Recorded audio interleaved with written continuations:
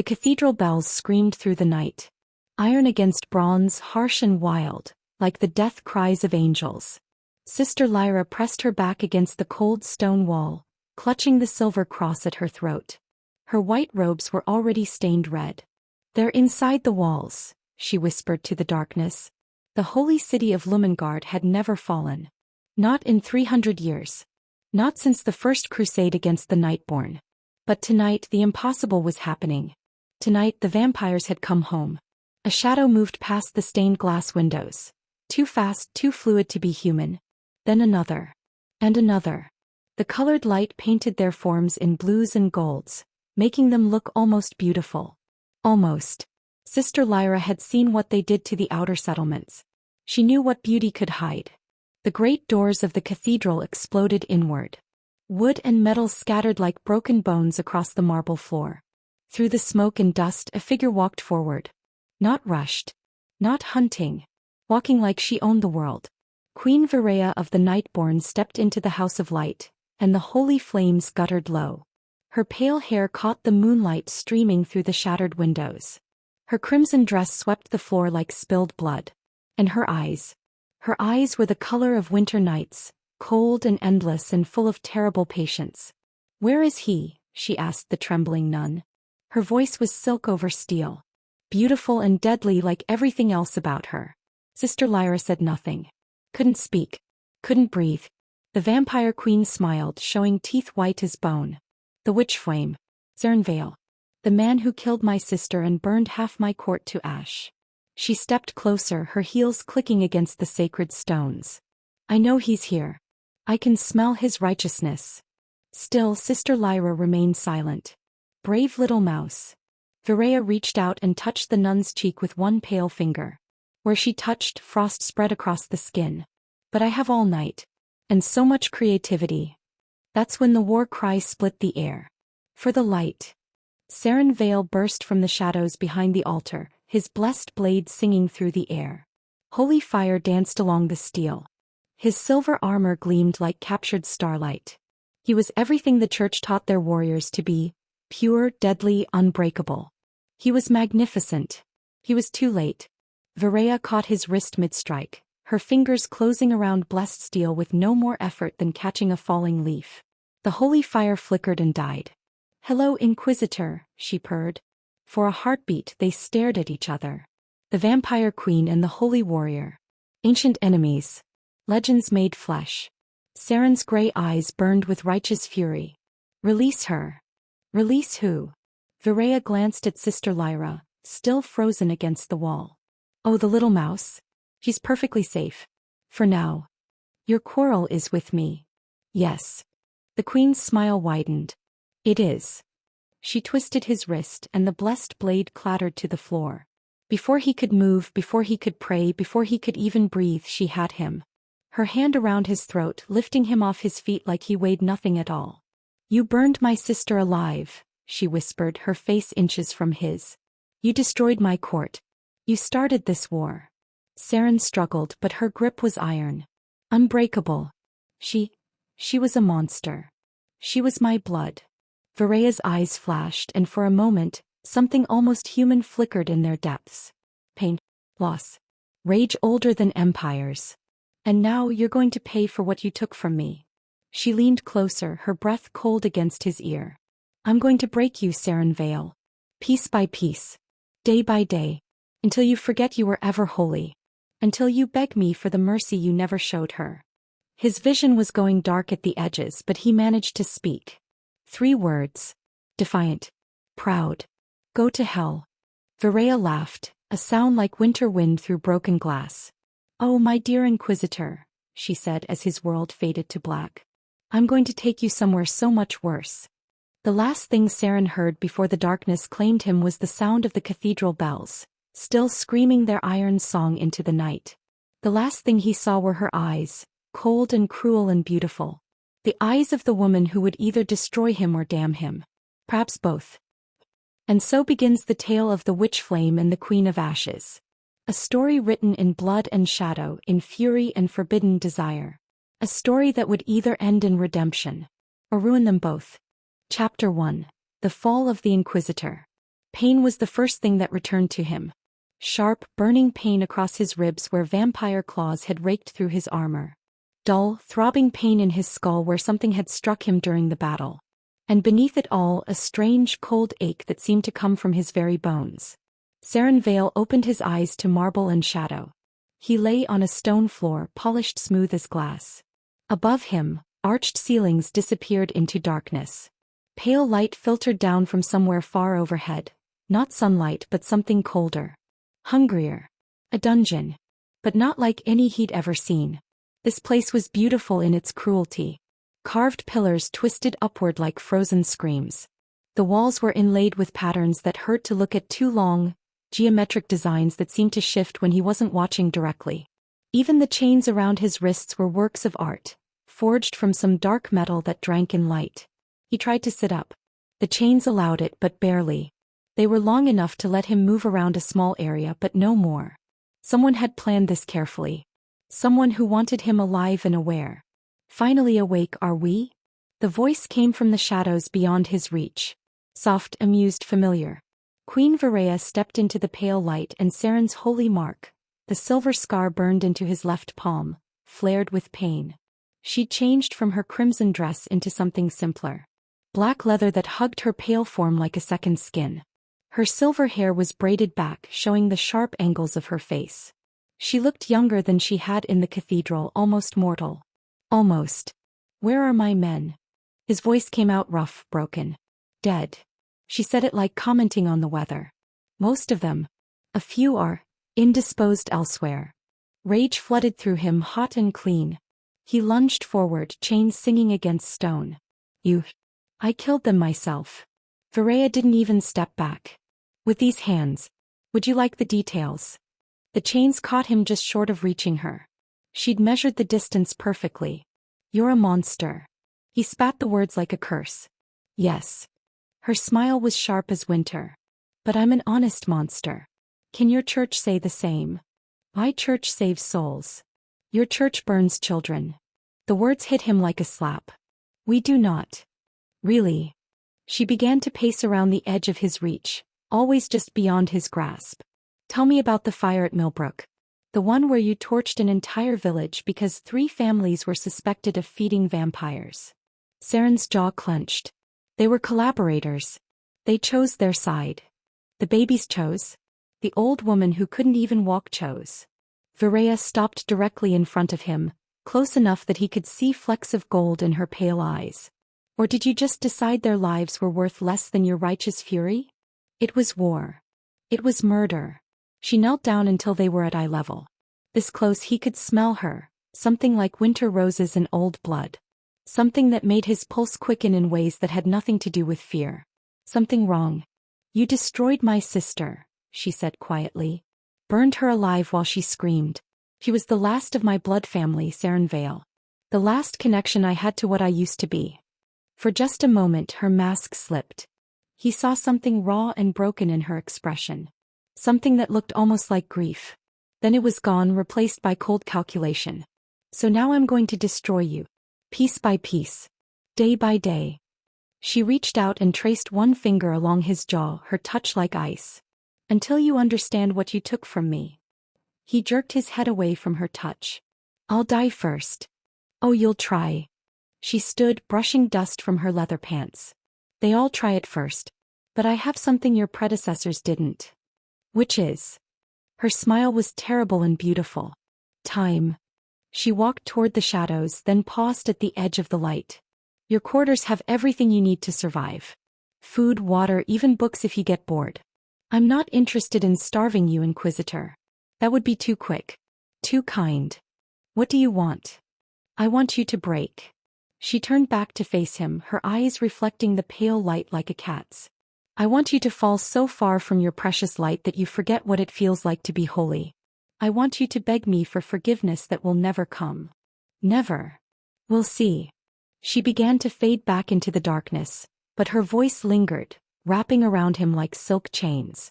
Oh, and Seren, when you pray to your God tonight, and you will pray, ask him why he let you fall into my hands. Ask him why the most righteous of his warriors is now at the mercy of the thing he taught you to hate. Her laughter echoed off the marble walls long after she'd vanished into the shadows.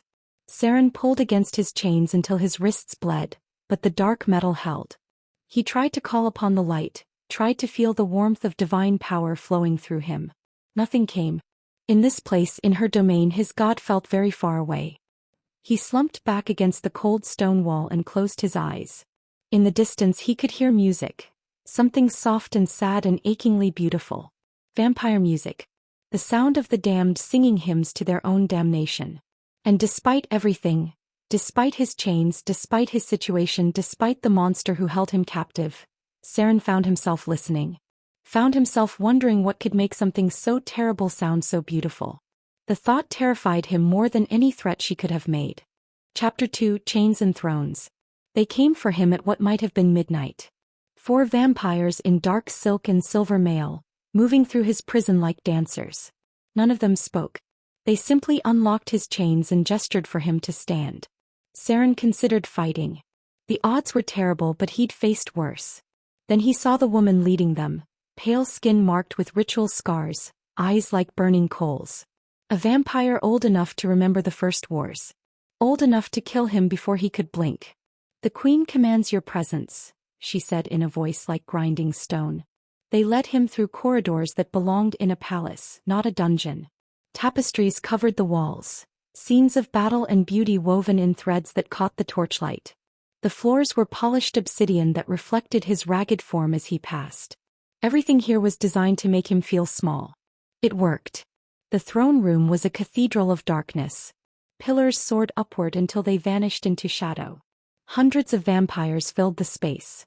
Nobles in midnight velvet, warriors in black leather, courtiers whose beauty hurt to look at directly. All of them watching. All of them smiling. And at the center of it all, Queen Vireya sat on a throne carved from a single piece of black stone. She wore silver tonight, a gown that flowed like liquid metal around her pale form. A crown of twisted thorns rested on her silver hair.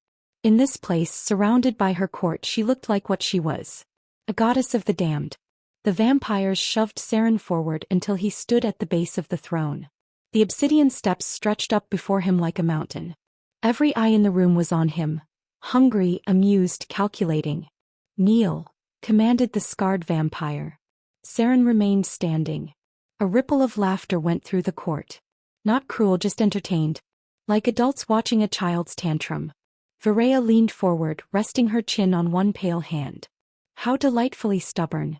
Tell me, Inquisitor, what do you see when you look around this room?" He didn't want to answer. Didn't want to play her games.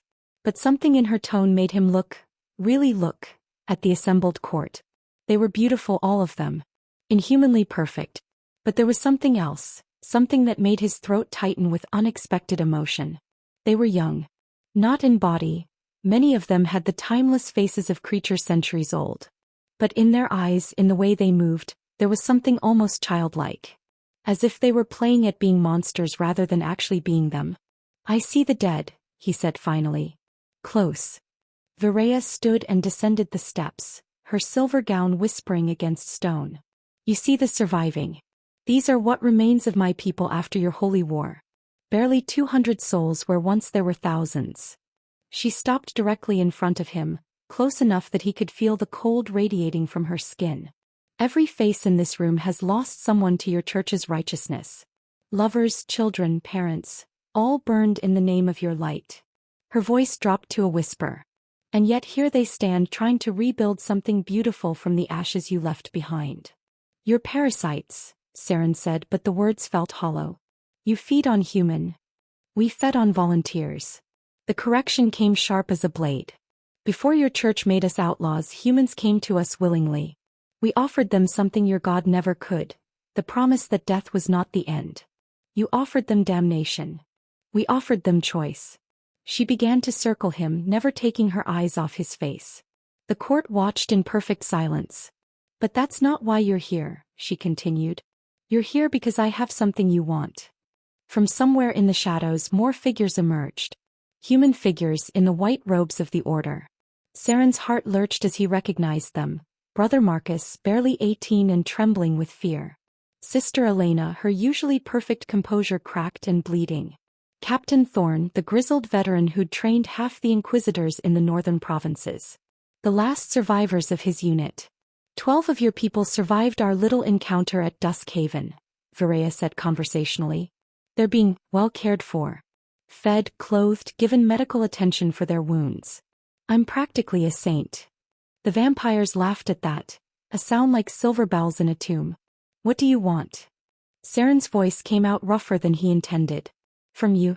Nothing complicated. She stopped directly in front of him again, so close he could see his own reflection in her pale eyes. Kneel. Acknowledge me as your queen. Swear loyalty to my crown. Never. Do this and your people go free. I'll even provide them with horses and supplies for the journey home. They can return to your church and tell wonderful stories about vampire hospitality. Seren stared at his fellow warriors. Brother Marcus met his eyes for just a moment. Young, terrified but still determined. Still faithful. And if I refuse? Vireya's smile was sharp as winter. Then they'll learn what it feels like to die slowly. One by one.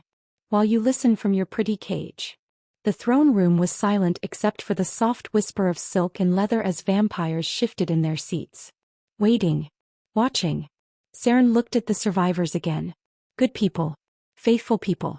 People who'd followed him into hell because they trusted his judgment. People he'd failed. You want me to kneel? He asked quietly. Yes. You want me to call you queen? Among other things. He straightened his shoulders, met her gaze directly and said the words that damned them all. Go to hell. The silence that followed was deafening. Then slowly Vireya began to smile. Not the sharp, cruel expression she'd worn before. Something softer. Almost approving. I was hoping you'd say that. She turned to the scarred vampire. Take them back to their cells. Make sure they're comfortable. We wouldn't want them to suffer. Yet. My queen. The vampire bowed and began herding the prisoners away. As Brother Marcus passed, he whispered something Seren almost didn't catch. Stay strong. Then they were gone, and Seren was alone with 200 vampires and a queen who looked at him like he was the most interesting thing she'd seen in centuries. You could have saved them, she said, beginning her slow circle again. One word. One gesture. Such a small price for 12 lives. Some prices are too high. Even for the lives of innocents? The question hit him like a physical blow. Because they were innocents. Young brothers and sisters who joined the order to serve the light, not to die in vampire dungeons. But kneeling to her would be worse than death. Would be betraying everything he'd sworn to protect. Wouldn't it? Take him back to his quarters, Vireya commanded. And bring him to me tomorrow night. We have so much more to discuss. As the guards closed in around him, she leaned close enough that only he could hear her next words. You think you're being noble, Seren Vale. But all you've done is ensure your friends will suffer for your pride. Think about that tonight when you're praying to your distant god. Her laughter followed him all the way back to his marble cage. And the terrible thing was she was right. Chapter 3. A Taste of Faith. The next evening they brought him to her private chambers. Not the throne room with its audience of beautiful predators. Not some formal dining hall designed to intimidate. Instead, Seren found himself in a room that felt almost human. Soft furniture in deep blues and silvers. Bookshelves lined the walls, filled with volumes that looked ancient and well-loved. A fire crackled in an enormous hearth, casting dancing shadows across the stone walls. Through tall windows he could see gardens stretching into the moonlit distance. It was beautiful. Peaceful even. That was what made it terrifying. Much better than the throne room, don't you think? Vireya entered through a side door carrying a silver tray. She'd changed again, this time into something that looked almost casual. A simple black dress that hugged her curves without being obvious about it. Her silver hair hung loose around her shoulders. She looked like a woman. Not a queen. Not a monster. Just a woman. I thought we might try a different approach tonight, she said, setting the tray on a low table between two chairs. Something more civilized. The tray held food. Real food.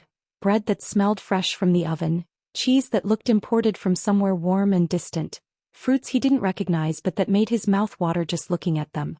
And wine. Dark red wine in a crystal decanter that caught the firelight like captured rubies. His stomach growled traitorously. He'd eaten nothing but prison gruel for 2 days. Sit, she said, settling into one of the chairs with fluid grace. He remained standing. Oh, come now. She poured wine into 2 goblets, the liquid flowing like silk. You must be hungry. And I promise nothing here will harm you. Well, nothing except the wine, but that's the point of wine, isn't it? Is it poisoned? If I wanted you dead, Seren, you'd already be dead. She took a sip from one of the goblets, proving her point. Besides, where would be the fun in that? Against his better judgment he sat. The chair was impossibly comfortable. Soft leather that seemed to mold itself to his body. When was the last time he'd sat in something that wasn't wooden or stone or metal? Better. She offered him a goblet. To enemies who make life interesting. He didn't take the wine. Instead he studied her face in the firelight. What is this? Some kind of seduction? Her laughter was genuine, bright and musical, not the sharp sound he'd heard in the throne room. You think very highly of yourself, don't you? No, this isn't seduction. This is just conversation. Between 2 intelligent people who happen to be on opposite sides of a war. She selected a piece of bread, tore it in half and offered him a portion. When he didn't take it, she shrugged and bit into it herself. Tell me about your faith, she said around the bread. What? Your faith. Your God. What makes a man so certain he's right that he'll burn villages and slaughter innocents in the name of righteousness? The question hit like a slap. I don't slaughter innocents. No. What about the Miller family at Greystone? The widow Harper and Millbrook? The children at... They were collaborators. The words burst out of him, sharp with frustration. They fed vampires. They chose to aid monsters. By sharing bread with hungry creatures? Vireya set down her wine and leaned forward. By showing mercy to things your church taught them to hate? By betraying their own species? Ah. She smiled, but there was no warmth in it. Their own species. As if humanity is some sacred club that can't be joined by anyone else. Tell me, what makes a human soul so special that it's worth more than any other kind? The question should have been easy to answer. It was fundamental doctrine. Humans were made in God's image, blessed with souls chosen for salvation. But sitting here looking into her pale eyes, the words wouldn't come. You can't answer, she said softly. Because you've never really thought about it, have you? You've just accepted what you were told. Humans good, vampires bad, end of discussion. It's not that simple. Isn't it? She rose and moved to the windows, her dress whispering around her legs. Your church teaches that vampires are soulless monsters. But if we have no souls, how do we love? How do we grieve? How do we create beauty? She gestured at the room around them. The art, the books, the careful arrangement of furniture that spoke of someone who valued comfort and aesthetics. Someone who understood what it meant to make a home. How do we feel guilt? She asked so quietly he almost didn't hear. The words hung in the air between them. For a moment her mask slipped again, and he saw something raw and human in her expression. Pain. Regret. Loneliness. Then she was back at the table, refilling her wine as if nothing had happened. But enough philosophy, she said brightly. Let's talk about more personal matters. Your family, for instance. Ice formed in Seren's stomach. I have no family. Everyone has family. Yours was just redistributed. She sipped her wine thoughtfully. Your parents died when you were 12, didn't they? Vampiric. Very tragic. Very convenient for recruitment purposes. Don't. You had a sister. Younger. What was her name? Ah yes. Lyanna. Sweet little thing from what I've heard. Golden hair, blue eyes, always laughing. The goblet shattered in Seren's grip. Wine and crystal mixing with blood from his palm. Don't you dare speak her name. Why not? It's such a pretty name. Vireya didn't even look at his bleeding hand. She was taken the same night your parents died, wasn't she? Carried off by the monsters who murdered your family. She's dead. The words came out hollow, rehearsed. He'd said them so many times they'd lost all meaning. They killed her. Did they? The question hit him like a physical blow. For 15 years he'd believed his sister was dead. Had to believe it because the alternative was unthinkable. The alternative meant she was somewhere out there, transformed into the very thing he'd sworn to destroy. The alternative meant he'd been hunting his own blood.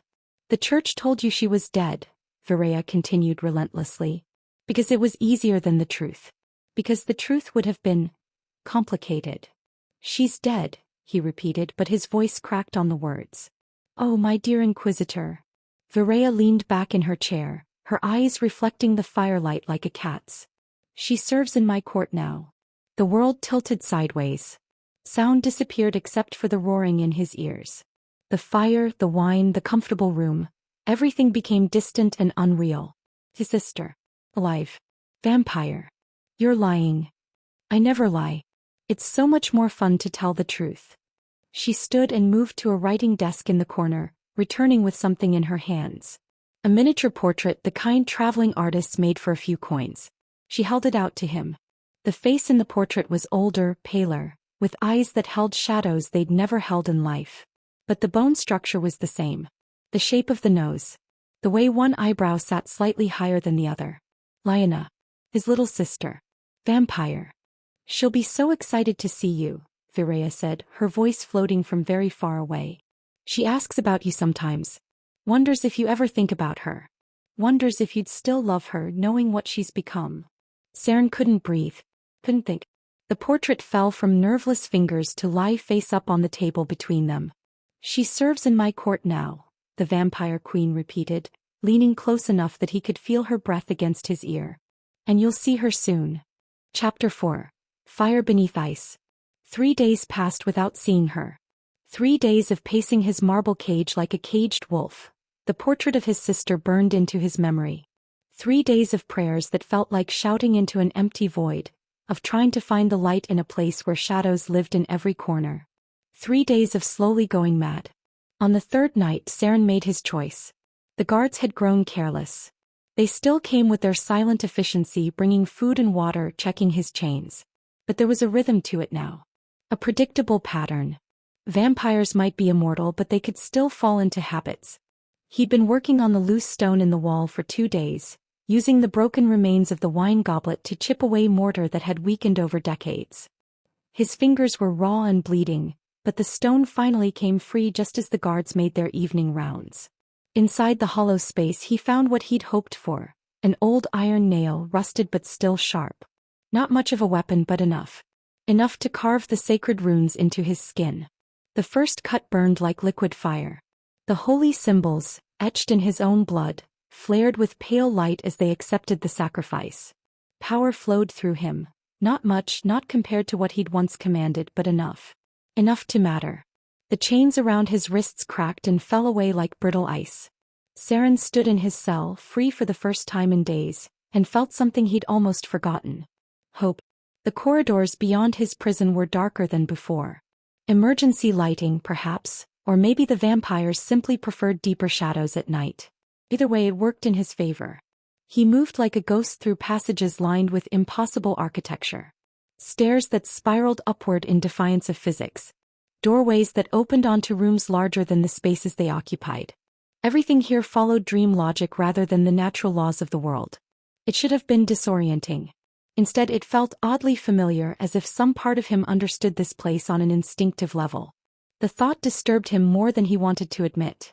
He followed the flow of air, the subtle currents that spoke of openings to the outside world. Through galleries lined with portraits of people who'd been beautiful before they died.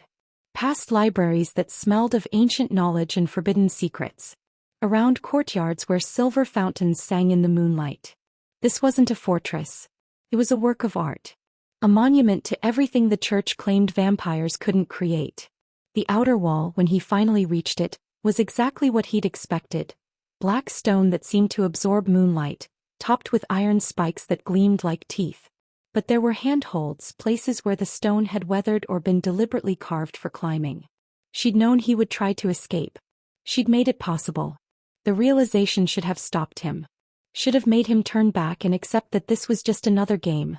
Another move in whatever twisted chess match she was playing. That he climbed. The wall was high, 50 feet or more, but the sacred runes gave him strength beyond mortal limits. His bleeding fingers found purchase on stone that should have been smooth. His muscles, sustained by holy power, didn't tire. At the top, balanced on iron spikes that could gut a man, he looked down at what lay beyond the vampire queen's domain. And felt his world shatter again. Bodies. Hundreds of them. piled in a vast pit that stretched from the base of the wall to the treeline beyond. Men, women, children, all in various states of decay. Some looked fresh, killed within days. Others were little more than bone and scraps of cloth. All of them human. All of them wearing the robes of pilgrims. His hands shook as he stared down at the mass grave. These weren't soldiers. Weren't collaborators or enemies of the church. They were believers. People who'd come to this cursed place seeking, what? Conversion? Salvation? Death apparently. The sacred runes on his skin flickered and dimmed as doubt crept into his heart. How many had there been? How many faithful had walked through those gates, trusting in their God to protect them, only to end up in that pit? How many had died while he sat in comfortable captivity, eating from silver plates and drinking wine that cost more than most families saw in a year? Second thoughts. He spun on the narrow ledge, nearly losing his balance. Vireya stood on the walkway behind him, casual as if she'd been there all along. She wore practical clothes tonight, dark leather that wouldn't show blood, boots meant for walking rather than ceremony. Hunting clothes. I thought you might try this eventually, she said, leaning against the stone like they were having a conversation in a garden. The runes were a nice touch. Very dramatic. Very you. Those people are dead, yes. Quite thoroughly. She didn't even look toward the pit. What did you expect to find out here, Seren? Rolling meadows? Happy peasants singing while they worked their fields. They were pilgrims. They were food. The casual way she said it, like commenting on the weather, made something cold and sharp twist in his stomach. You're a monster. Yes, we've established that. She pushed off from the wall and began walking toward him, her steps silent on the stone. But I'm not the only one. What's that supposed to mean? It means your church knew. She stopped just out of reach, her pale eyes reflecting the moonlight. Every pilgrim who walked through those gates was sent here by someone wearing your holy symbol. Someone who knew exactly what would happen to them. The words hit him like physical blows. That's impossible. Is it? Think, Seren. Use that clever mind I know you have. What happens when vampires feed? What happens to the bodies? He didn't want to answer. Didn't want to follow the logic to its inevitable conclusion. They disappear, she continued when he remained silent. Consumed completely. No trace left behind. So why are their bodies in that pit? The question hung in the air between them like a blade. Because they were never meant to be fed upon, he said slowly, the realization crawling through him like poison. They were meant to be killed. Slaughtered, actually. By vampires who were paid quite handsomely for the service. Her smile was sharp as winter. Your church has been sending us their problems for decades. The inconvenient faithful. The ones who ask too many questions. The ones who interpret scripture in ways that threaten the established order. You're lying. Am I? Check the bodies if you don't believe me.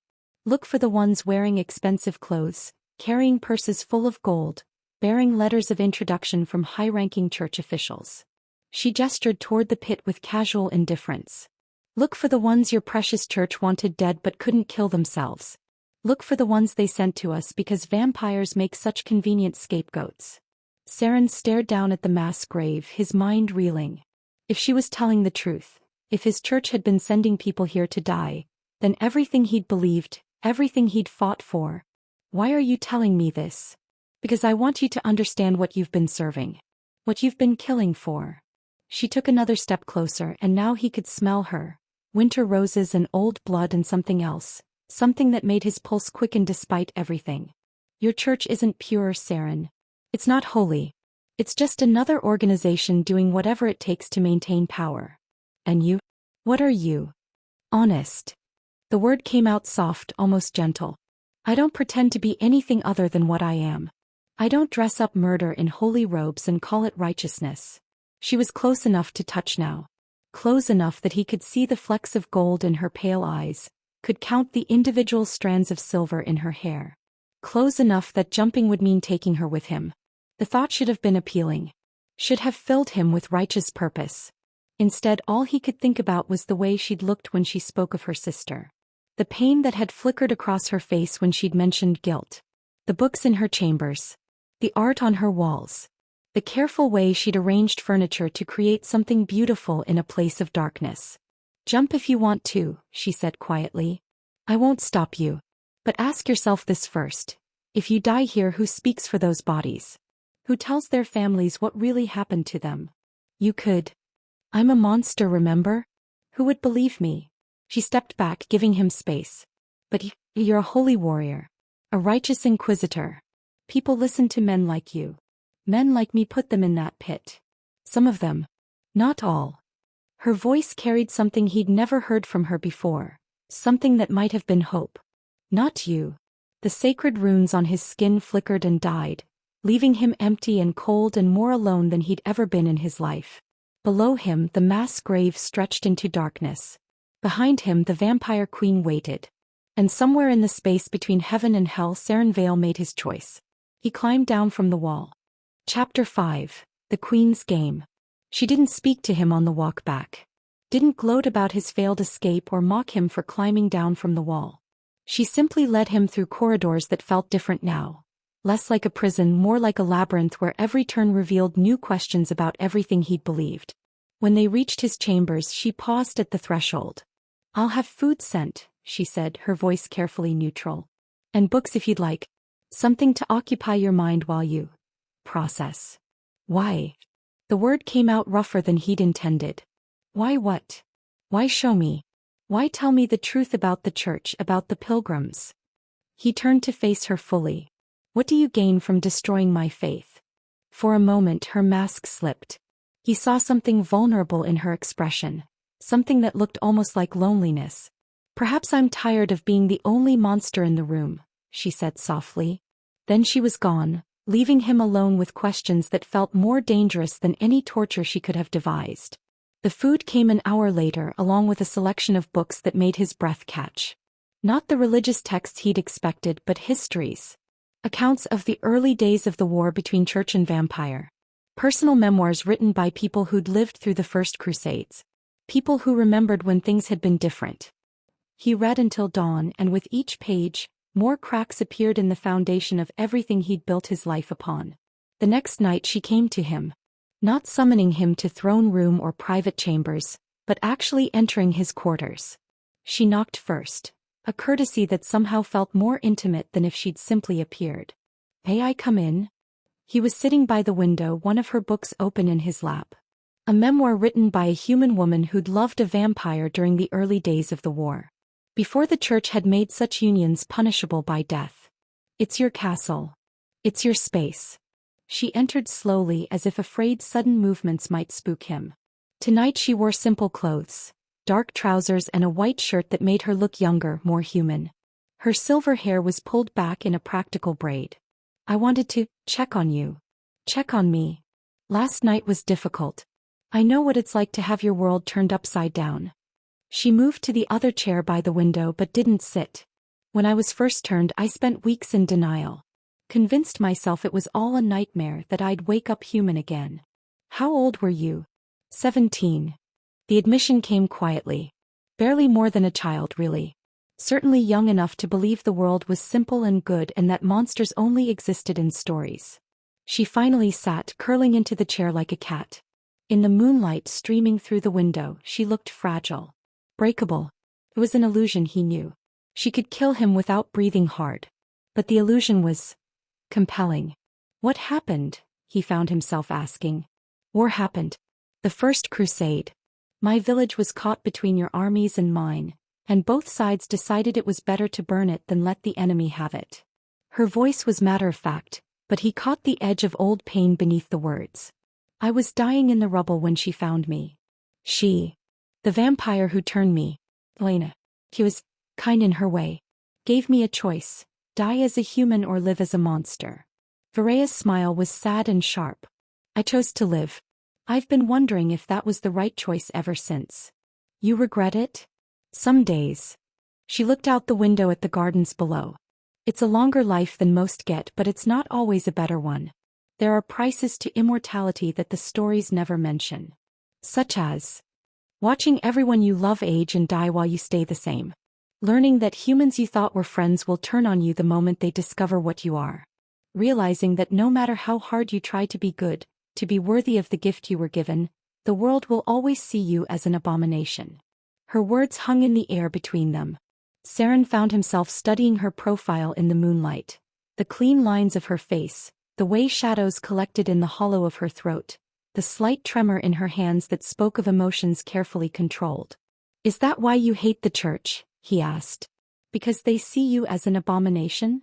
"I don't hate the church." The words surprised him. "I hate what the church has become. What it was turned into by men who cared more about power than faith." "The church serves God. Does it?" She turned to look at him directly.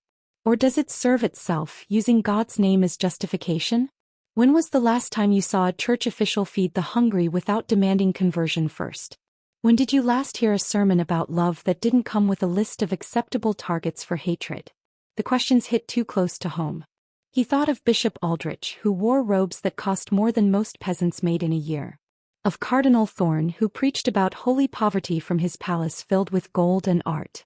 Of the casual way they'd spoken about cleansing entire towns of vampire sympathizers.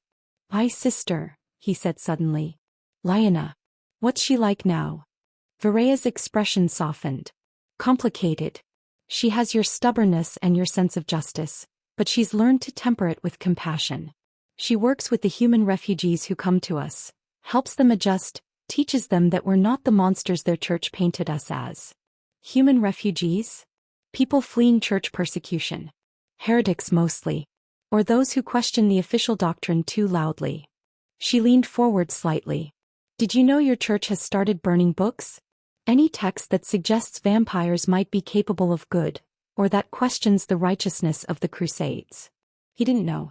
But it didn't surprise him. "She asks about you," Vireya continued. "Wonders what kind of man her brother became. Whether you remember the games you used to play together, the stories you'd tell her before bed." "She remembers that?" "Vampires don't forget. We can't afford to. Memory is all we have of our humanity."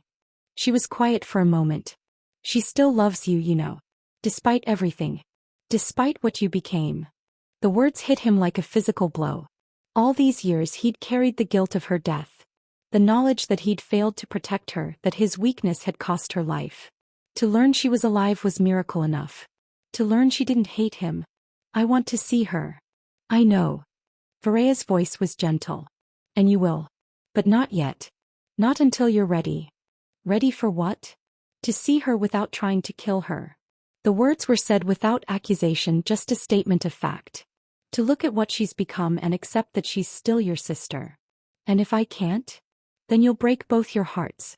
And probably mine as well." The admission slipped out before she could stop it. For a moment, something raw and unguarded flickered across her face. Then her walls slammed back into place. "I should go." She started to rise. "Wait." He reached out without thinking, his fingers brushing against her wrist. He froze at the contact. Her skin was cold as marble, but beneath that chill he could feel something else. A pulse that beat too fast, too fragile for something supposedly dead. "Why do you care?" he asked. "About me, about my sister. Why does any of this matter to you?" She looked down at where his fingers touched her wrist. When she spoke, her voice was barely above a whisper. "Because I'm tired of being alone. Because in 200 years, you're the first person who's looked at me and seen something other than a monster or a legend." She raised her eyes to meet his. "Because when you chose to climb down from that wall instead of jumping, you chose to trust me. And I can't remember the last time anyone did that." The space between them felt charged, electric. Like the moment before lightning strikes. "If I kissed you now," she said, leaning closer, "would your God strike me dead? Or would you kiss me back?" The question hung in the air like a blade. He could feel her breath against his lips, cold and sweet. Could see the way her eyes had gone dark with something that wasn't hunger. Not for blood, anyway. He should pull away. Should remember what she was, what he was, all the reasons this was impossible. Instead he found himself leaning forward. Their lips were a breath apart when she suddenly pulled back. Her expression shuddered once again. "Not yet," she said, standing abruptly. "Not until you're sure. Not until you can choose me without hating yourself for it." She was at the door before he could respond. "Sweet dreams, Seren Vale," she said without looking back. "Dream of choice. Dream of possibility. Dream of what it might feel like to be free." Then she was gone, leaving him alone with the taste of winter roses on the air and the terrible knowledge that he'd wanted to kiss her back. That despite everything, despite what she was, despite what he'd been taught, despite the war between their peoples, he'd wanted it more than he'd wanted anything in his life. And that scared him more than any torture she could have devised. Chapter 6. The Hunger Between. For 3 days after their almost kiss, she avoided him completely. No visits. No summons. No midnight conversations that left him questioning everything he'd once believed. Just silence that stretched like a held breath, and the growing certainty that something fundamental had shifted between them. Something dangerous. Seren tried to tell himself he was relieved. This was simpler. Enemy and prisoner, predator and prey, the way things were supposed to be. No complicated emotions. No impossible desires that made his skin burn and his faith waver. He tried to tell himself a lot of things. None of them felt true. On the 4th night, screams woke him from restless sleep. Not human screams. Something else, something that spoke of supernatural pain. They echoed through the corridors like the cries of damned souls, followed by the sound of running feet and shouted orders. Seren pressed himself against the door of his chambers, straining to hear. Whatever was happening, it was big, important, and violent. The sounds faded after an hour, leaving behind a silence that felt more ominous than the chaos. He was just settling back into his chair when his door burst open. 2 vampires stumbled in, young ones by their looks, barely more than children. Their clothes were torn and bloody, their eyes wide with terror. "Please," the girl gasped, falling to her knees. "Please, you have to help us." "I don't." "You're the Queen's prisoner," the boy interrupted. "She values you. She'll listen to you." "Listen about what?" "Lord Castor." The girl's voice broke on the name. "He's back. He's trying to take the throne." Seren had heard the name whispered in the corridors. Vireya's former lieutenant, exiled years ago for some transgression no one would speak of directly. From the fear in these children's eyes, his return was very bad news. "Where is she?" "The throne room. But he has hostages, human refugees, children. He says he'll kill them if she doesn't abdicate." The boy grabbed Seren's arm with desperate strength. "You have to stop him." "I'm a prisoner." "I can't." "You're not just a prisoner." The girl looked up at him with eyes that held too much knowledge for her apparent age. "You're the first person she's cared about in centuries. The first one she's let close enough to matter." The words hit him like a physical blow. Because they were true, weren't they? Whatever was growing between him and Vireya, it was real. Dangerous and impossible and wrong in every way that mattered. But real. "Take me to her." They ran through corridors alive with panic. Vampires in fighting leathers rushed past, their faces grim. The very air seemed to vibrate with tension, as if the castle itself was preparing for war. The throne room had been transformed into a battlefield. Bodies littered the obsidian floor. Vampires loyal to Vireya, cut down by whatever force Castor had brought with him. At the center of the carnage, a circle of armed figures surrounded a group of terrified humans. Children mostly. Refugees with hollow eyes and hopeless faces who'd come seeking sanctuary. And at the head of the hostile force, on Vireya's own throne, sat a vampire who radiated malice like heat from a forge. Lord Castor was beautiful in the way all vampires were beautiful. Perfect features carved from marble and moonlight. But there was something wrong with his beauty, something that spoke of corruption beneath the surface. His smile was too wide, his eyes too bright, his very presence an assault on everything good in the world. "Ah, the famous Inquisitor," he said when he spotted Seren. "Come to watch your precious queen fall?" Vireya stood before the throne, surrounded but not beaten. Her silver hair was disheveled, her clothes torn and bloody. But her spine was straight and her eyes burned with fury that could have melted stone. "Let them go, Castor," she said, never taking her gaze off the children. "This is between us." "Oh, but they're the whole point, my dear." Castor leaned forward, his smile widening. "These pathetic creatures cluttering up our halls with their weakness. Their stench of mortality." He gestured at the cowering refugees. "When I take the throne, the first thing I'll do is cleanse this place of human filth. Starting with these." One of the children whimpered. A girl who couldn't have been more than 6, with dark hair and eyes like bruises. Vireya flinched at the sound as if she'd been struck. "You want the throne," she said quietly. "Then face me for it. Leave them out of this." "Where's the fun in that?" Castor rose from the throne and began descending the steps, his movements liquid grace. Besides, I have a better idea. Kneel before me, acknowledge my right to rule, and I'll make their deaths quick. Refuse. He let the threat hang in the air. Seren watched Vireya's face, saw the moment she made her decision. Saw her begin to kneel. And something inside him snapped. He'd spent weeks questioning his faith, his purpose, everything he'd believed. But watching her sacrifice herself for children who weren't even her people, children from the same race that had declared war on everything she was, he finally understood what she'd been trying to tell him. This wasn't about human versus vampire. This wasn't about faith versus heresy. This was about right versus wrong. And he knew which side he was on. Wait. The word echoed through the throne room like a gunshot. Every eye turned to him as he stepped forward, hands raised but not in surrender. Lord Castor, is it? Seren kept his voice calm, conversational. I don't believe we've been properly introduced.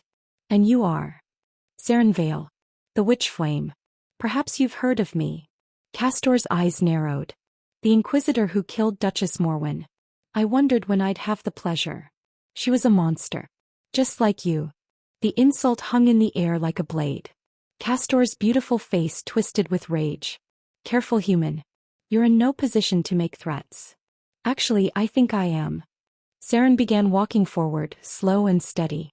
You see, I've been learning some interesting things about vampire politics lately. About the old laws. The ancient codes that govern your kind. What are you talking about? Trial by combat. Seren smiled, and it felt good to be the predator for once. Any vampire can challenge another for rule. Any vampire, or their champion. The silence that followed was deafening. She can't name a human champion, Castor sputtered. The laws say nothing about species, Vireya finished, understanding flickering in her eyes. Only that the champion must fight in the name of the rightful ruler. And I fight in your name, Seren said, pulling off his shirt and rolling his shoulders. Unless Lord Castor is afraid to face a mere human? The challenge was perfectly calculated. Castor couldn't refuse without looking weak before his followers. But accepting meant facing the most dangerous inquisitor the church had ever produced. Either way, the children lived. You have no weapons, Castor pointed out. Neither do you. Seren's smile was sharp as a blade. Unless you're afraid to face me with just fangs and claws? I thought vampires prided themselves on their natural advantages. Castor's face went through several interesting color changes before settling on furious red. Fine. Trial by combat. To the death. To the death, Seren agreed. As Castor's followers cleared a circle and the vampire lord began removing his own weapons, Vireya appeared at Seren's side. You don't have to do this, she said quietly. Yes, I do. He's faster than you. Stronger. He'll heal from anything that doesn't kill him instantly. I know. Then why? He turned to face her fully, and for a moment the chaos around them faded away. There was only her pale eyes, her worried expression, the way she stood close enough to touch but didn't quite dare. Because they're children, he said simply. Because you died to protect them, and that makes you better than every holy man I've ever known. Because somewhere along the way I stopped seeing you as a monster and started seeing you as... He trailed off, unable to finish the sentence. Unable to voice what she'd become to him. As what? She whispered. Before he could answer, Castor's roar split the air. Enough talk. Let's finish this. The vampire charged with inhuman speed, claws extended like knives. Seren had a split second to react. Dodge left, roll right, do something, anything to avoid the attack that would tear him apart. Instead, he stepped forward and caught Castor's wrist in both hands. The impact drove him to his knees, but he held on. Held on and twisted, using the vampire's own momentum against him. Castor crashed into the obsidian floor hard enough to crack stone. He was up in an instant, of course. Vampires didn't stay down. But he was also surprised, and in a fight like this, surprise was everything. Seren had spent 15 years hunting creatures faster and stronger than any human had a right to face. He'd learned to turn their advantages against them, to use their confidence as a weapon. He'd learned to be patient. Castor came again, leading with claws that could have gutted a horse. Seren slipped the attack by inches, grabbed the vampire's arm, and used his own strength to drive Castor face first into the nearest pillar. More cracked stone. More shocked silence from the watching crowd. More rage from a creature who wasn't used to being outfought by prey. You can't keep this up forever, Castor snarled, circling like a caged predator. Don't have to. Just have to last longer than you. It went on like that for what felt like hours but was probably minutes. Castor attacking with supernatural fury, Seren turning each assault into a lesson in physics and leverage. The vampire was stronger, faster, more durable. But Seren was smarter. The end came when Castor, frustrated beyond reason, abandoned all technique and simply tried to tackle his opponent. Seren sidestepped, grabbed the vampire's head in both hands and twisted.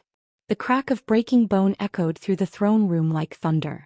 Castor's body hit the floor and didn't get up. Silence. Then slowly the vampires loyal to Vireya began to cheer.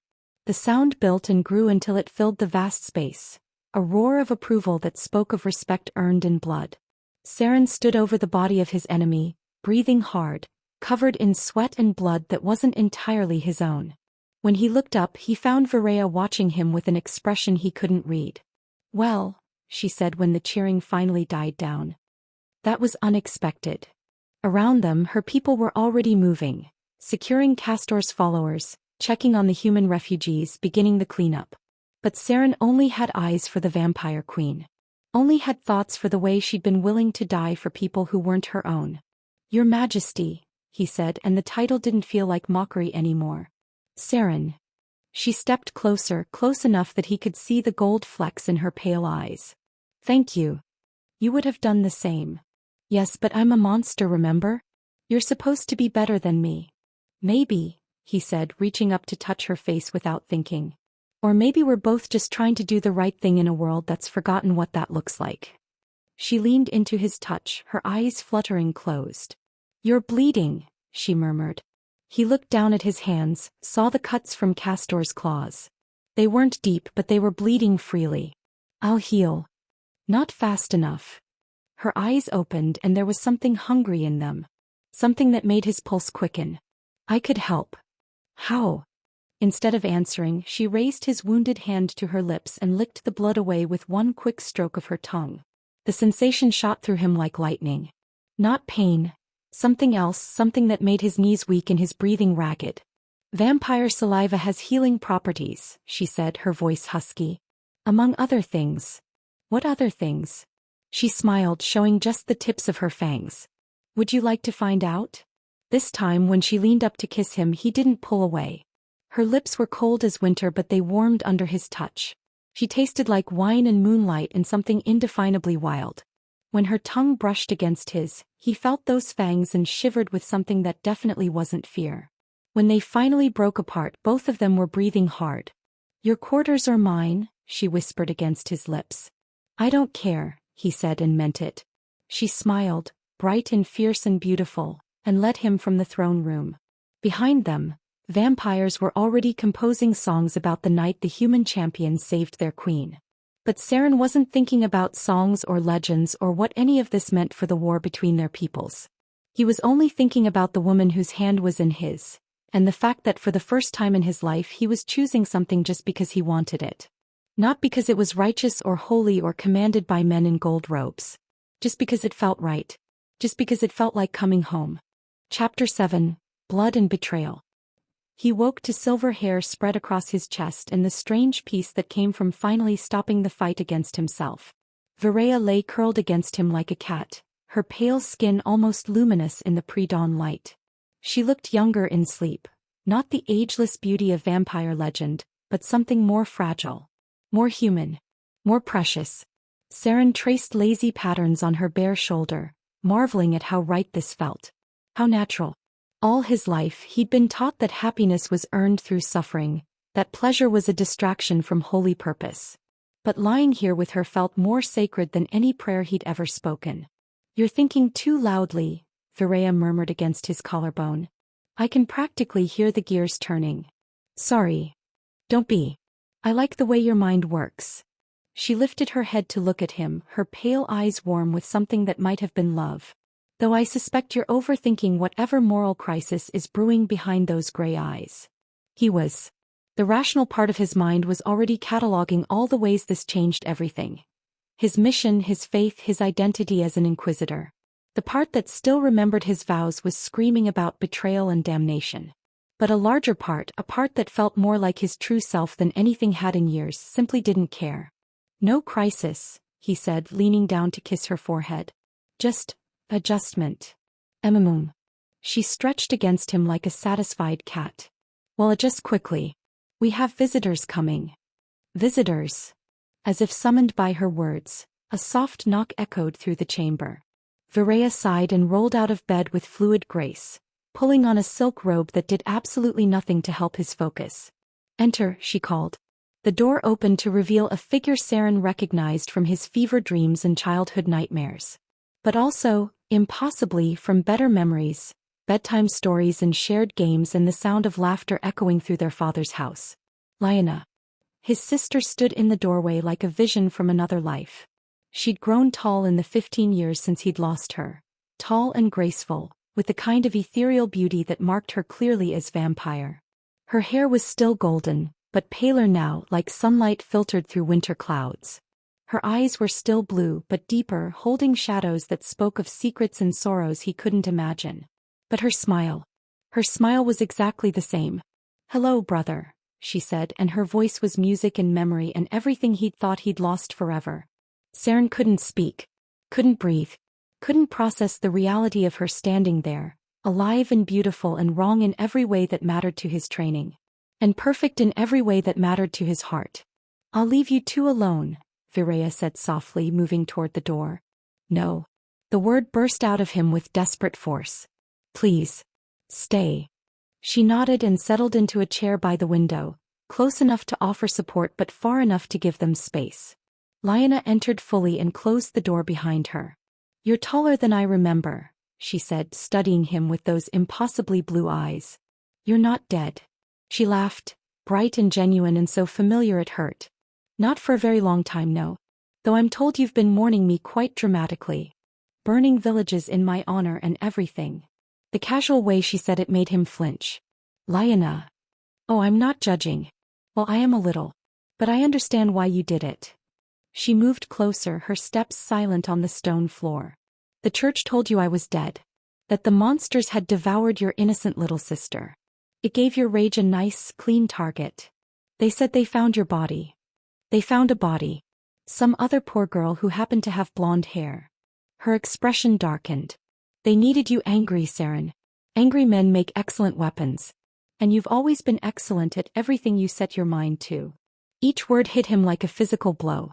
Because she was right, wasn't she? His grief had been weaponized, turned into fuel for a holy war that suddenly felt less holy with each passing moment. "I looked for you," he said quietly. "For years I looked." "I know." Her voice softened. "I wanted to find you too. But by the time I was stable enough to search, you'd already become the Witchflame. The most feared vampire hunter in the known world. Meeting you would have meant. I would have tried to kill you. You would have succeeded." She smiled sadly. "You always were stronger than me. Even as children. You were 7 when they took you. And you were 12 when you swore to avenge me. Which one of us was braver?" The question hung between them like a blade. Seren studied his sister. This creature who wore Lyanna's face but moved with predatory grace. Who spoke with Lyanna's voice but showed fangs when she smiled. "What are you now?" he asked finally. "I'm your sister. Everything else is just details." "You're a vampire." "Yes. You drink blood. From volunteers and not very much. Modern vampires have learned efficiency." She shrugged as if discussing the weather.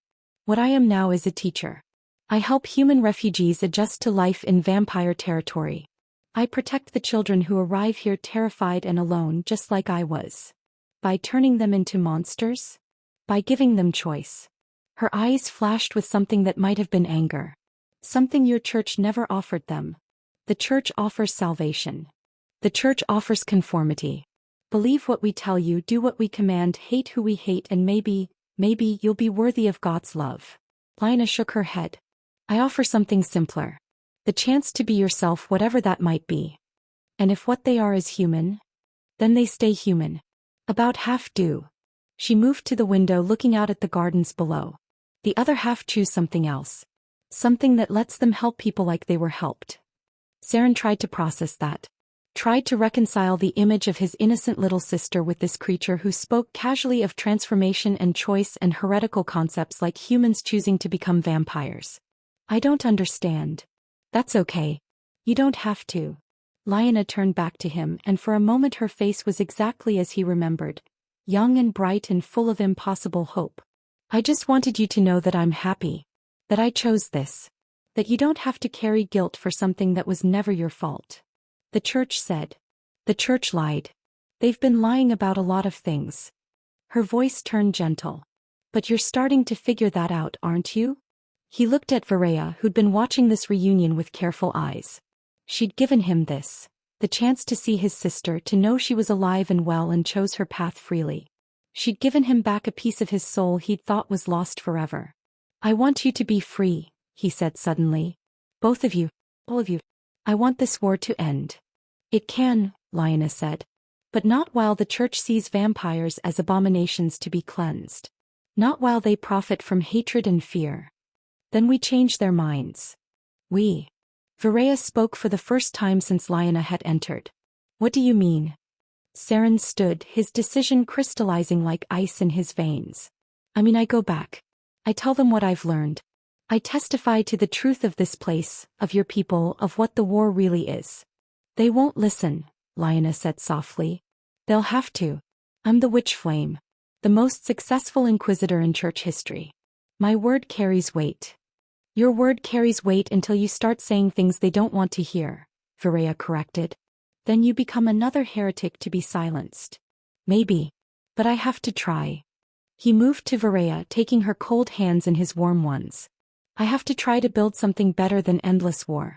Something worthy of what we could be together. She stared at him for a long moment, and he could see the war playing out in her pale eyes. Hope battling experience, love fighting wisdom. If you leave, she said finally, they won't let you come back. They'll make sure of it. Then come with me. I can't. My people need me here. Especially now, with Castor's rebellion still causing unrest. She squeezed his hands. But I can give you something to take to them. Proof of our desire for peace. What kind of proof? Safe passage for a church delegation. Official negotiations. A chance to see this place as you've seen it. Not as a den of monsters, but as a home for people trying to build something beautiful from the ashes of war. It was a good plan. A reasonable plan. The kind of diplomatic solution that could actually work if both sides were willing to put aside their prejudices and work toward common ground. Seren should have felt hopeful. Instead, he felt a chill that had nothing to do with Vireya's touch. They'll send assassins, he said quietly. The moment they think I've been compromised, they'll send someone to eliminate the threat. Then we'll be ready for them. Will we? He looked between the two women who meant everything to him. Or will they send someone who knows exactly how to hurt me? As if summoned by his words, pain exploded across his back. He looked down to see steel protruding from his chest. A blade that had been driven through him from behind with surgical precision. Behind him, Lyanna smiled with bloody fangs. Hello, brother, she said again, but this time her voice was cold as winter. Did you really think it would be that easy? The world tilted sideways as his legs gave out. Dimly, he heard Vireya scream his name, saw her lunge toward Lyanna with killing fury in her eyes. Then darkness claimed him, and the last thing he heard was his sister's voice, distant and hollow as if spoken from the bottom of a well. Some chains can't be broken, Seren. Some programming runs too deep. I'm sorry, but I was never really yours to save. Chapter 8. Between Death and Desire. Pain brought him back. Not the sharp, clean pain of a blade, that had faded to a dull ache somewhere beneath layers of healing warmth. This was different. Deeper. The kind of pain that came from having everything you believed shattered and rebuilt in the space between one heartbeat and the next. Seren opened his eyes to familiar marble walls and unfamiliar sensations. His body felt wrong, too sensitive, too aware. He could hear conversations 3 rooms away, could smell the emotional residue of everyone who'd passed through this space in the last day. Could taste copper and roses on his tongue like a permanent stain. You're awake. Vireya's voice came from somewhere to his left, carefully neutral.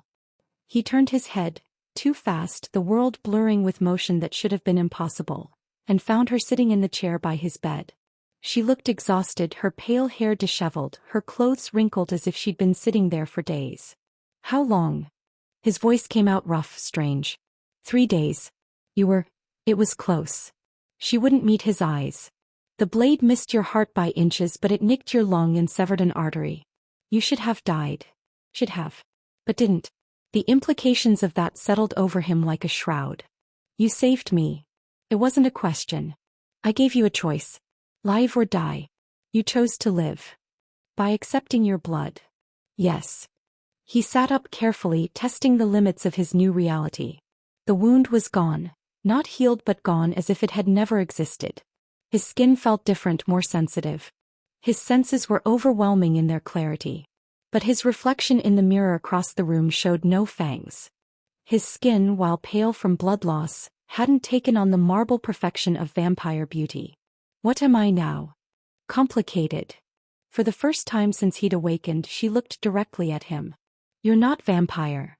The transformation requires more than healing blood, requires intent and ritual and usually days of preparation. But you're not entirely human anymore either. What does that mean? It means you have some of our strengths without most of our weaknesses. Enhanced senses, faster healing, increased speed and strength. But you can still walk in sunlight, still eat human food, still. She trailed off. Still what? Still die. You're harder to kill now, but not immortal. The blood will fade from your system eventually, weeks, maybe months. Then you'll be human again. Unless you choose otherwise. Her voice was barely above a whisper. Unless you choose to complete the transformation. The offer hung in the air between them like a blade. He could see the hope in her eyes, carefully controlled but unmistakable. Could feel the weight of possibility settling on his shoulders. To choose her completely. To abandon his humanity for something else. Something that would let them be together without the complications of mortality and time. To become the very thing he'd spent his life hunting. Where is she? He asked instead. Gone. The word came out flat, dead. She left while you were healing. No message, no explanation. Just, gone. You didn't stop her. How could I? Vireya's mask cracked, showing the pain beneath. She's your sister. Your blood. How could I hurt her, knowing what it would do to you? Even after she tried to kill me. Even then. The simple acceptance in her voice broke something in his chest. After everything. After Lyanna's betrayal, after his near death, after the complete collapse of everything he'd thought he knew about his family, Vireya still put his feelings before her own safety. Still chose love over vengeance. There's something else, she said quietly. About why she did it. I don't want to know. You need to know. She reached into a drawer beside the bed and pulled out a letter. Expensive paper, sealed with the church's official seal. This was waiting for her when we returned from the throne room. A message from your Cardinal Thorn. Seren's enhanced hearing picked up the acceleration of her heartbeat, the tension in her breathing. Whatever was in that letter, it was bad. Read it. She broke the seal and unfolded the paper, her hands steady despite everything. To the asset known as Lyanna Vale, she read. Your mission parameters have changed. The target has been compromised beyond acceptable limits. Eliminate him before he can cause further damage to church interests. Your reward upon completion will be the promised reunion with your human lover. The words hit him like physical blows. Each one carved away another piece of the illusion he'd built around his sister's freedom. Human lover, he managed. A young man named Thomas. A refugee who came here last year, fleeing persecution for his family's vampire sympathies. Vireya's voice was clinical, distant. Lyanna fell in love with him. Real love, not the artificial emotion vampires sometimes mistake for connection. Where is he now? Dead. Killed by church assassins 3 months ago. They told Lyanna he was being held prisoner, that they'd release him if she completed her mission successfully. But he was already dead. Already dead. The scope of the church's manipulation was staggering. They'd known about Lyanna's survival, had been using her as an asset for years. Had found the one thing she loved more than anything else and used it as a leash around her neck. Had turned her into a weapon aimed at her own brother's heart. She knows, Vireya continued softly. She figured it out before she left. Found proof that Thomas was dead before she ever received her orders. The look on her face when she realized. She shook her head, unable to finish. So she betrayed me for nothing. She betrayed you because she was broken.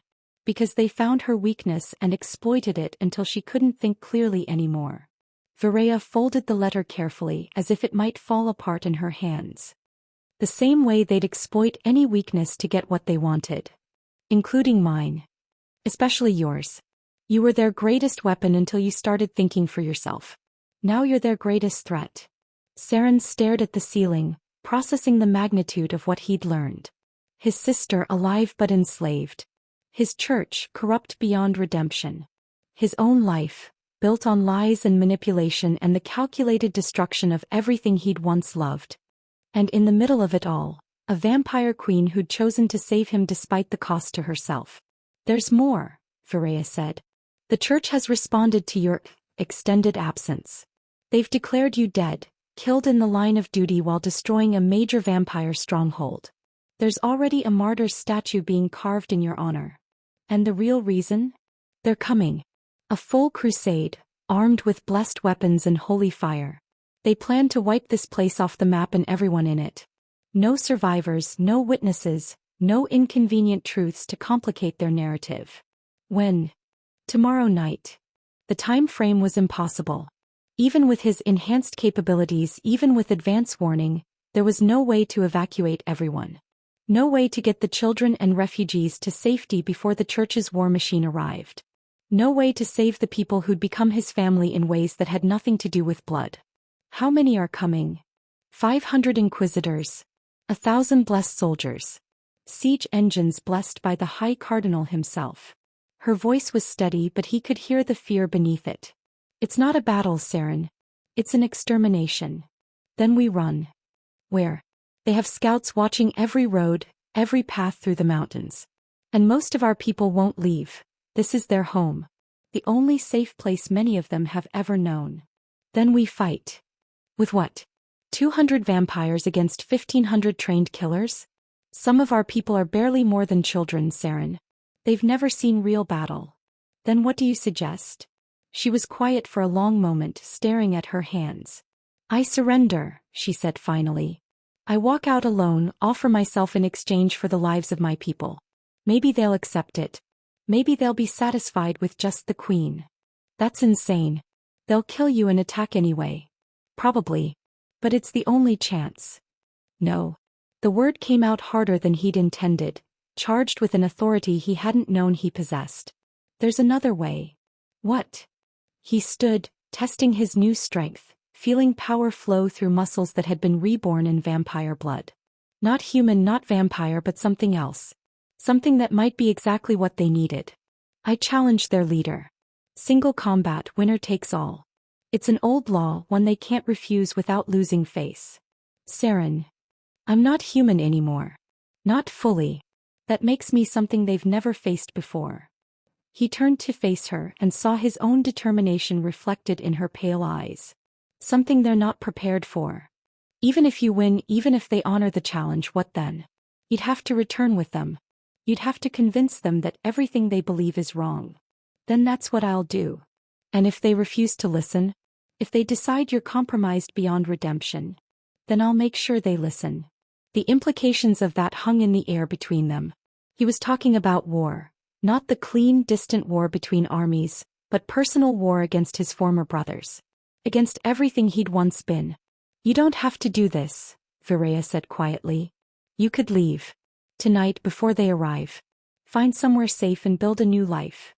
Without you. If necessary. And leave you to face them alone? I've been alone for 200 years. I can manage a few more days. You don't have to be alone anymore. The words hung between them, heavy with promise and possibility. He moved to her chair, knelt beside it, took her cold hands in his warm ones. I choose you, he said simply. Not because you saved me. Not because of magic or blood or supernatural bond. I choose you because you're the best person I've ever known. Because you're worth fighting for. Because I'd rather face damnation with you than salvation without you. Tears she'd probably forgotten how to shed glittered in her eyes. Even knowing what it might cost? Especially knowing what it might cost. She leaned forward and kissed him then, soft and desperate and full of everything they might not live to say. When they broke apart, both of them were shaking. "If we do this," she whispered against his lips, "if we fight tomorrow, there's no going back. Win or lose, everything changes. Everything already changed. The moment you chose to save me instead of letting me die. The moment you chose to trust me instead of jumping from that wall. The moment we stopped being enemies and started being something else. And what are we now?" He smiled, feeling fangs that weren't quite fangs brush against his lower lip. "Dangerous." Outside, the sun was setting on what might be their last day of peace. Tomorrow would bring war and choices and consequences that would reshape the world. But tonight they had each other. Tonight that was enough. Chapter 9. The Choice of the Condemned. They came with the dawn. Seren stood on the highest tower of the castle, watching the church's army spread across the valley like a silver plague. 1,500 soldiers in gleaming armor, their blessed weapons catching the early light. Siege engines that looked like mechanical prayers, designed to tear down walls and faith in equal measure. And at their head, riding a white destrier that seemed to glow with its own inner light, Cardinal Thorn himself. Seren's former mentor. The man who'd shaped him into the perfect weapon. The man who'd lied to him about everything that mattered. "He looks exactly as I imagined," Vireya said, joining him at the parapet. She wore armor this morning, black plate that looked like it had been forged from midnight itself, a crown of twisted silver that caught the light like captured stars.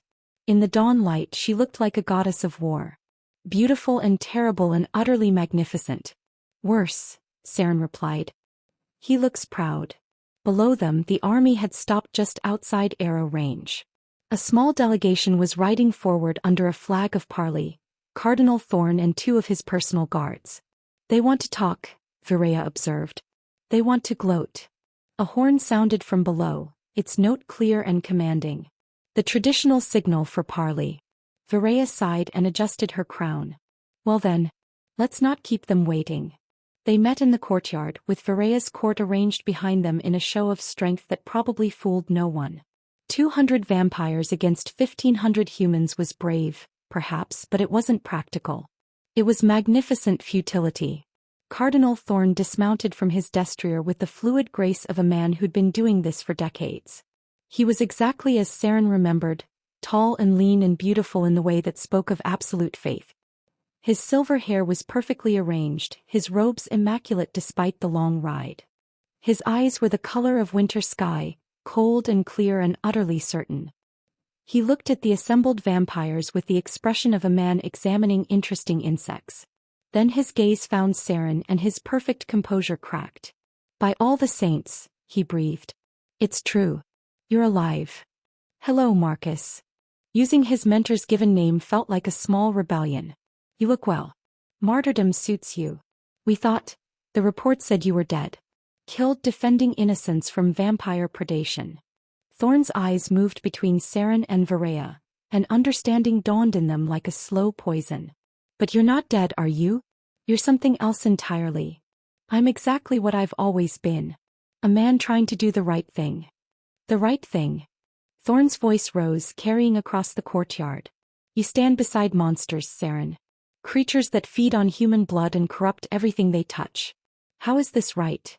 Because they're not monsters." Seren stepped forward, close enough that Thorn could see the changes in him. The enhanced awareness, the subtle inhuman grace, the complete absence of the blind faith that had once defined him. "Because everything you taught me was a lie. I taught you to serve God. You taught me to serve the church. There's a difference. The church is God's instrument on earth. The church is a political organization that uses God's name to justify atrocity." Seren gestured at the army behind Thorn. "How many of those soldiers would be here if they knew the truth about the pilgrim graves? About the refugee children you've been sending here to die?" For just a moment, uncertainty flickered across Thorn's perfect features. Then his faith reasserted itself like armor snapping into place.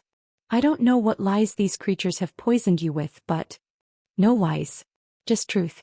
The kind of truth that makes men like you very nervous." "You're lost," Thorn said quietly. "Corrupted beyond redemption. I can see it in your eyes, the darkness that's taken root in your soul." "You're right. I am lost. Lost to your version of righteousness. Lost to blind obedience. Lost to everything that made me your perfect weapon. Seren smiled, and it wasn't a pleasant expression. And I've never been happier. Thorn's hand moved to the blessed sword at his side. Around the courtyard, tensions ratcheted higher as vampires and human guards alike prepared for violence. There's still time, Thorn said desperately. Come with me now. Renounce these creatures and return to the light. I can perform the ritual of purification myself. You can be cleansed of this taint. And then what? Return to burning villages? To murdering children in the name of holy duty? Seren shook his head. I'd rather be damned with them than saved with you. The words hung in the air like a blade. Thorn stared at him for a long moment, and Seren could see the exact instant when his former mentor stopped seeing a lost sheep and started seeing a dangerous heretic. So be it. Thorn drew his sword, blessed steel that burned with holy fire. By the authority vested in me by the High Cardinal and the grace of God Almighty, I pronounce you excommunicate. Anathema. Condemned to the deepest pits of hell. Are you quite finished? Vireya asked dryly. Thorn turned his cold gaze on her. And you creature. Queen of abominations. Your reign of terror ends today. Terror. Vireya's eyebrows rose. Sir, I think you have me confused with someone else. I run a refugee sanctuary, not a house of horrors. You corrupt innocent souls. You turn humans into monsters. I offer choice. You demand conformity. Which of us sounds more terrifying? Thorn's perfect composure finally cracked completely. Enough. I didn't come here to debate theology with the damned. I came to offer terms. Terms. Seren laughed. You bring an army to exterminate everyone I care about and you want to discuss terms? Surrender yourself and I'll make the deaths quick. Refuse, and my soldiers will take their time with each and every one of these creatures. Counteroffer, Vireya said pleasantly. You leave now and I won't have you flayed alive in my courtyard. You're outnumbered 7-1. You're in my domain, surrounded by my power, facing opponents you've never encountered before. Her smile showed just the tips of her fangs. Your odds aren't as good as you think. We have blessed weapons. Holy fire. The very light of. You have tools designed to fight ordinary vampires, Seren interrupted. What you don't have is experience fighting something like me. He stepped forward, letting his enhanced speed carry him across the distance between them in the blink of an eye. His hand closed around Thorn's wrist before the Cardinal could react, fingers pressing against pressure points that could paralyze or kill.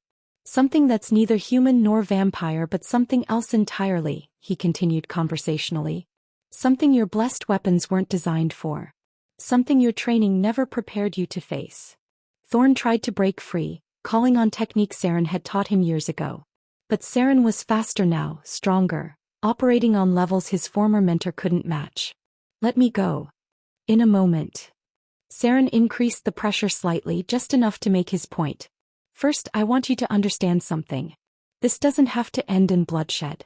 You can turn your army around, march back to your cathedrals, and tell your High Cardinal that the vampire threat has been contained. And let you live to spread your poison? Let us live to build something better than endless war. There can be no peace with monsters. Then there can be no peace at all. Seren released Thorn's wrist and stepped back. The Cardinal immediately drew his sword again but made no move to attack. Choose, Seren said simply. Single combat between champions, winner takes all. Or total war that ends with more corpses than either of us can count. Single combat? Thorn's eyes narrowed. What are the terms? If your champion wins, we surrender unconditionally. Every vampire in this castle submits to church justice. And if you win? Your army withdraws. No pursuit, no vengeance, no retribution against anyone here. You return to your territories and leave us in peace. For how long? Forever. Thorn considered this, his tactical mind working through the possibilities. A guaranteed victory versus a costly siege that might fail. The chance to end the vampire threat permanently versus the risk of losing everything. Who do you name as your champion? He asked finally. Myself. And I name myself. Thorn raised his blessed sword, its holy fire flaring brighter. Single combat to the death. May God judge between us. May truth judge between us, Seren corrected. Around the courtyard, both armies began to pull back, forming a wide circle. This was no longer about military tactics or overwhelming force. This was older, more primal. This was about right and wrong, good and evil, faith and doubt. This was about everything they'd both built their lives upon. Vireya appeared at Seren's side, moving with her usual silent grace. "Are you sure about this?" she asked quietly. "No. But I'm sure about you. About us. About what we're fighting for." She reached up and touched his face gently. "If something happens, it won't. But if it does, then you make sure my death means something. You keep these people safe. You build the world we dreamed of together." "I love you," she said simply. "I love you too." She stepped back and Seren drew the sword she'd given him, not blessed steel but honest iron forged with skill and care. A weapon that made no claims about divine favor or holy purpose. A weapon that was exactly what it appeared to be. Across the circle, Thorn took his fighting stance. His blade burned with righteous fire, his armor gleamed with sacred symbols. His very presence radiated the absolute certainty of a man who'd never doubted his cause. "For the light," he cried, raising his sword toward heaven. "For choice," Seren replied and attacked. The clash of steel rang across the courtyard like a bell tolling the end of the world. Chapter 10, Queen of Ashes. The fight lasted forever and ended in an instant. Thorn moved with the fluid precision of a master, decades of training and absolute faith flowing through every strike. His blessed blade cut arcs of holy fire through the air, each swing carrying the weight of divine purpose. But Seren was no longer the student. He flowed around Thorn's attacks like water around stone, his enhanced speed turning the Cardinal's perfect technique into something slow and predictable. The vampire blood in his veins sang with power, lending him grace that transcended mortal limitations. "You were always too rigid," Seren said, deflecting a thrust that would have skewered any normal man. "Too certain that your way was the only way. Certainty is strength." Thorn pressed his attack, holy fire blazing brighter. "Doubt is the devil's weapon. Doubt is wisdom. Certainty is blindness." Their blades met again and again, blessed steel against honest iron, faith against choice, the old world against the new. Around them, both armies watched in perfect silence, understanding that they were witnessing more than a duel. They were watching the death of one age and the birth of another. Thorn was good, better than good. He'd trained Seren, knew every technique, every weakness, every pattern of thought that might give him an advantage. Under normal circumstances, the fight would have been close. But these weren't normal circumstances.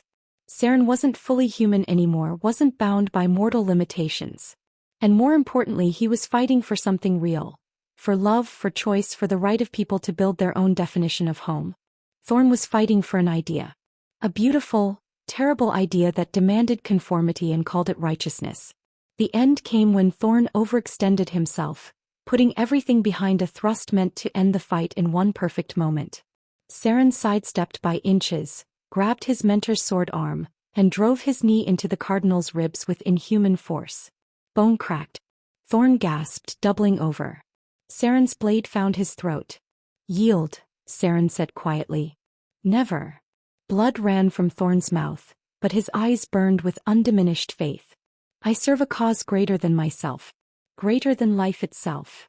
Your cause is built on lies. Even if everything I believe is wrong, I would still choose it. Because the alternative is chaos. Moral relativism. A world where there are no absolutes, no certainties, a world where people are free to choose what they become." "Yes." Thorn smiled, blood staining his perfect teeth. "Exactly that. And that terrifies me more than any monster ever could." For a moment, Seren saw his mentor clearly, not as a villain or a fanatic, but as a man so afraid of uncertainty that he'd built his entire identity around never having to question anything. A man who'd chosen beautiful slavery over terrifying freedom. A man who was, in his own way, as much a victim as anyone else. "I'm sorry," Seren said and meant it. Then he opened Thorn's throat with one clean stroke. The Cardinal fell backward, his blessed sword clattering on stone. Around the courtyard, 1,500 soldiers stared at the body of their spiritual leader. Then as one they knelt. Not in surrender, in respect. For a moment that transcended the boundaries of species and faith, Human warriors acknowledged the courage of their fallen leader and the skill of his killer. "It's over," Seren called to the assembled army. "Honor your agreement. Return to your lands and leave us in peace." The ranking officer, a grizzled veteran with scars that spoke of decades in service, stood slowly. "We'll withdraw," he said formally. "But this won't end here. Others will come. The church won't let this stand. Then we'll be ready for them. Will you?" The officer's eyes moved between Seren and Vireya. "What happens when they send armies instead of expeditions? When they declare a full crusade against everything you represent? Then we'll show them what happens when people fight for something they actually believe in." The officer nodded grimly and began shouting orders. Within the hour, the church's army was marching away, leaving behind only trampled earth and the smell of blessed incense. Leaving behind a world where everything had changed. "Well," Vireya said, moving to stand beside Seren as they watched the soldiers disappear into the distance. "That was easier than expected." "The fight was easy. What comes next?" Seren shook his head. "That officer was right. They'll be back. More of them, better prepared, angrier than before. Are you having second thoughts?" He looked around the courtyard, at the vampires who'd become his people, at the castle that had become his home, at the woman who'd become his everything. At the blood on his hands and the choices that had led him here. No. No second thoughts. But even as he said it, he could see the cost written on every face around him. The terror in the younger vampire's eyes. The grim determination of the older ones. The knowledge that this victory was just the beginning of a longer, harder war. A war that would transform them all in ways they couldn't yet imagine. 3 months later, Seren stood in what had once been the throne room. The obsidian pillars were cracked and scorched. The beautiful tapestries had been torn down and burned. Half the ceiling had collapsed during the siege that followed the church's initial withdrawal. The one where they'd returned with blessed fire and siege engines, and the desperate fury of men who discovered their certainties were built on sand. They'd won that battle too. And the one after that. And the one after that. But winning came at a price. "The eastern watchtowers are rebuilt," Vireya reported, entering through a gap that had once been a magnificent doorway. Her silver crown was gone, melted down for the metal along with most of their other treasures. Her clothes were practical now, worn by someone who spent more time planning defenses than holding court. "Good. What about supplies?" "Enough for another month. Maybe 2 if we're careful." She moved to stand beside him, both of them looking out at what remained of their domain. "The last refugee ship left yesterday. They should reach the northern territories by winter. More than half their people were gone now, evacuated to safer lands, scattered to the winds like seeds hoping to take root in friendlier soil. Only the most stubborn remained, the ones who refused to abandon the only home they'd ever known. The ones who'd rather die fighting than live in exile. Any word from the southern kingdoms? 3 more have agreed to consider asylum requests. 1 has officially banned church missionaries from their territory." Vireya's smile was tired but genuine. "Our martyrdom is becoming quite fashionable among the younger nobility." "Martyrdom implies we're dead. Aren't we? The people we were before this started?" It was a good question. Seren certainly didn't feel like the same man who'd awakened in chains months ago. That man had been certain of his purpose, secure in his faith, content to let others define his righteousness. This man was scarred and doubting and absolutely sure of only one thing. "Maybe," he said finally. "But I like who we're becoming better." Vireya laughed, a sound that had become rarer and more precious with each passing battle. "Even when what we're becoming is the rulers of ruins? Especially then." She turned to face him fully, and he could see the exhaustion in her pale eyes.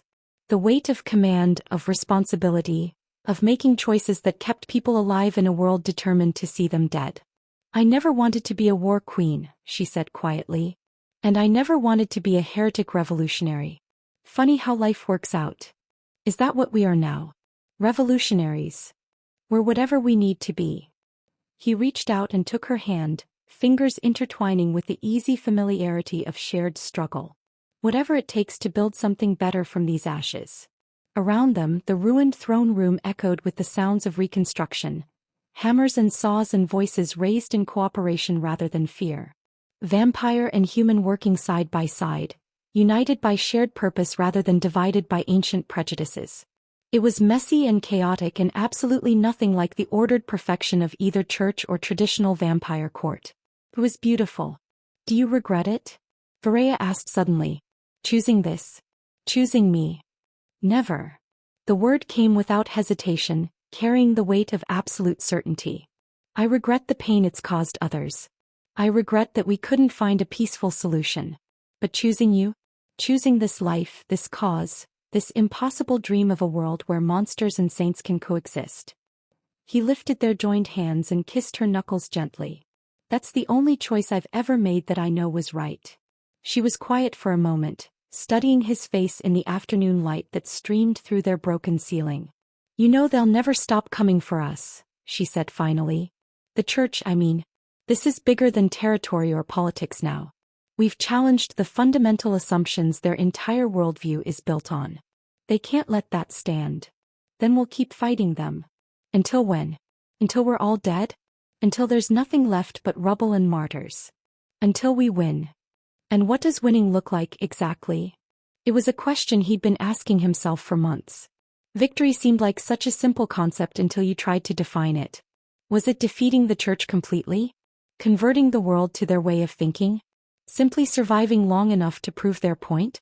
Winning, he said slowly, looks like a world where people like us don't have to choose between hiding what we are and fighting for our lives. Where love doesn't have to ask permission from authorities who profit from hatred. Where someone like your sister, like Lyanna, can make her own choices without being destroyed for them. That's a beautiful dream. It's the only dream worth fighting for. Vireya nodded slowly, then did something that surprised him. She knelt. Not the full prostration of a subject before a monarch, but the respectful genuflection of one equal acknowledging another. Her head bowed, her silver hair catching the light like captured moonbeams. Then I pledge myself to that dream, she said formally. And to the man who showed me it was possible. My king. My partner. By choice. I'm not your king, Seren said, kneeling beside her so they were at eye level. I'm your equal. Your partner in this impossible enterprise. Good, she said, raising her eyes to meet his. A smile played at the corners of her mouth, sharp and dangerous and full of promise. Because now the real war begins. And so ends the tale of the Witchflame and the Queen of Ashes. A story written in blood and shadow, in fury and forbidden desire. A story that began with chains and ended with choice. But every ending is also a beginning.